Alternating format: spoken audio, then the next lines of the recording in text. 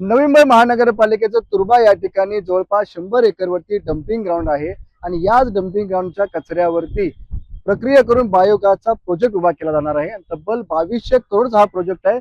मात्र हा प्रोजेक्ट आता वादामध्ये सापडलेला आहे. याच्यामध्ये अनियमितता असून घोटाळा असल्याचा आरोप शिवसेनेने केलेला आहे. आपल्या ठिकाणी शिवसेनेचे नगरसेवक अनिकेत म्हात्रे, आपण आरोप केलाय, पत्र दिलेलं आहे, काय नेमकी मागणी आहे? आपल्याला माहित असेल की तुर्भे एमआयडीसी क्षेत्रामध्ये जे आहे जवळपास आज 2 लाख तिथे नागरिक त्या ठिकाणी राहतात. आणि असं असताना 2009 साली कोपरखैरणे या ठिकाणून तुर्भे या ठिकाणी डम्पिंग ग्राउंड त्या ठिकाणी स्थलांतरित करण्यात आला. त्यानंतर आमचे नेते सुरेश कुलकर्णी साहेब जे तिकडचे स्थानिक नगरसेवक आहेत त्यांनी 2019 असेल 2023 असेल या साली जे आहे कुठेतरी हा प्रकल्प तुर्भे या ठिकाणी जे आहे क्वारी ज्या तिकडे आहेत एमआयडीसी क्षेत्रामध्ये 387 गट नंबरवर त्यांनी स्थलांतरित करावं अशी मागणी केली होती. आणि महानगरपालिकेने देखील सिडकोला तसं पत्र दिलं होतं. परंतु कुठेतरी या ठिकाणी जो सीबीजी प्रोजेक्ट आहे 2200 कोटीचा जो प्रोजेक्ट आहे वेस्ट टू एनर्जीचा, तो जाणीवपूर्वक जो आहे कुठेतरी या ठिकाणी राबवून घेण्याचं काम महानगरपालिका आणि सत्ताधाऱ्यांच्या माध्यमातून सुरू आहे. त्याचा सर्वप्रथम तर मी निषेध करतो. मग याच्यामध्ये आपण टेक्निकली पॉईंट काढले की याच्यामध्ये घोटाळा झालाय, अनियमित झालाय, हा नेमका काय प्रकार आहे? ते निश्चितपणे हा 2200 कोटीचा हा प्रोजेक्ट आहे.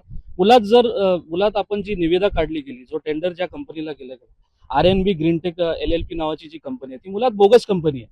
या कंपनी जी आहे महानगरपालिका क्षेत्रामध्ये झाडू खात्याचं काम करते, साफसफाईचं ती काम करते. अशा कंपनीला, ज्या कंपनीला प्रोसेसिंगचं काहीच नॉलेज नाही, अशा कंपनीला कुठेतरी तुम्ही हे ठेका देण्याचं काम करता. हे कुठेतरी जे आहे संशयास्पद आहे. म्हणूनच जे आहे मी या ठिकाणी आज आयुक्त साहेबांना निवेदन दिलेलं आहे आणि या प्रोजेक्टला जे आहे कुठेतरी आपण स्थलांतर करावा आणि स्टे द्यावा या प्रकरणाला पूर्णपणे, अशी आपण या ठिकाणी आयुक्तांकडे मागणी केलेली आहे आज. पर्यावरण मंत्र्यांकडे सुद्धा आपण तक्रार केलेली आहे. हे निश्चितपणे खरं तर या प्रकल्पाची माहिती पर्यावरण मंत्र्यांना असणं गरजेचं होतं. मी पंकजाताई मुंडेंना भेटलो, त्यांच्या OSDना भेटलो, त्यांना देखील या प्रकल्पाची माहिती नाही. साधं तुम्हाला सांगतो, या ठिकाणी DPR कुठेतरी राज्य शासनाकडून मंजूर करून घेणं होतं, ते देखील या ठिकाणी जे आहे ते घेतलं गेलेलं नाहीये. कुठेतरी हा या ठिकाणी आपल्याला समजून येईल की अनियमितता मोठ्या प्रमाणात झालेली आहे. म्हणूनच जे आहे कुठेतरी आमची या ठिकाणी शिवसेनेच्या वतीने मागणी आहे की हा प्रोजेक्ट सर्वात प्रथम तर स्थलांतर करण्यात यावा.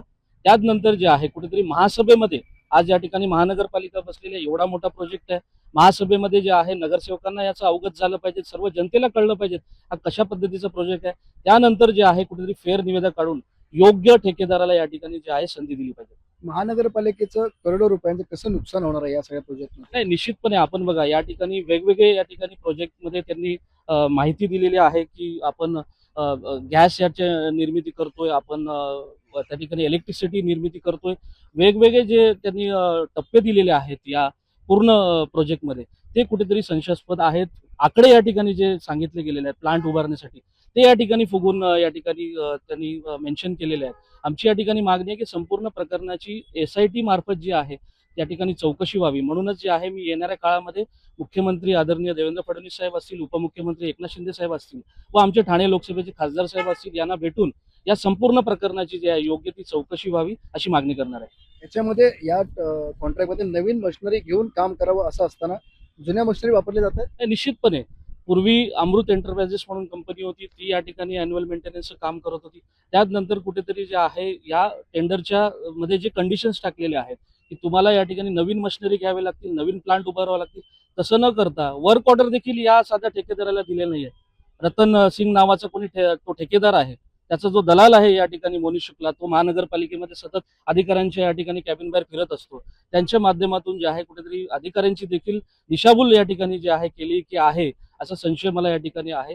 टेंडरमध्ये स्पष्ट लिहिलेलं आहे की नवीन मशिनरी वापरल्या गेल्या पाहिजेत, नवीन प्लांट उभारला गेला पाहिजे, तरी सुद्धा मेंटेनन्सचं काम या ठिकाणी जुन्या मशिनीवर जे आहे करण्याचं घाट या ठिकाणी ज्या सदर ठेकेदारांकडून सध्या सुरू आहे. महानगरपालिकेच्या नावाने कर्ज सुद्धा काढण्यात येणार आहे. हे निश्चितपणे या ठिकाणी जो 2200 कोटीचा प्रोजेक्ट आहे त्यामध्ये 729 कोटीचा जो रक्कम आहे ती या ठिकाणी कर्ज घेऊन या ठिकाणी प्रकल्प जो आहे राबवला घेणार आहे. उद्या जर हे काही कारणास्तव प्रकल्प जर हा पूर्ण नाही झाला किंवा चालला नाही, तर संपूर्ण भार जो आहे नवी मुंबई महानगरपालिकेवर पडेल आणि याची संपूर्ण जबाबदारी आहे सन्माननीय आयुक्त साहेबांची राहील. नक्कीच आपण पाहतो की तब्बल 2200 करोडचा हा प्रोजेक्ट आहे. याच्यामध्ये योग्यरित्या नियमानुसार हे काम होत नसल्यामुळे हे काम रद्द करावं आणि डम्पिंग ग्राउंड आहे ते इतर ठिकाणी स्थलांतरित करावे, अशा प्रकारची मागणी शिवसेनेने केलेली आहे. विनायक पडेल, एबीपी माझा, नवी मुंबई. एबीपी माझा, उघडा डोळे बघा नीट.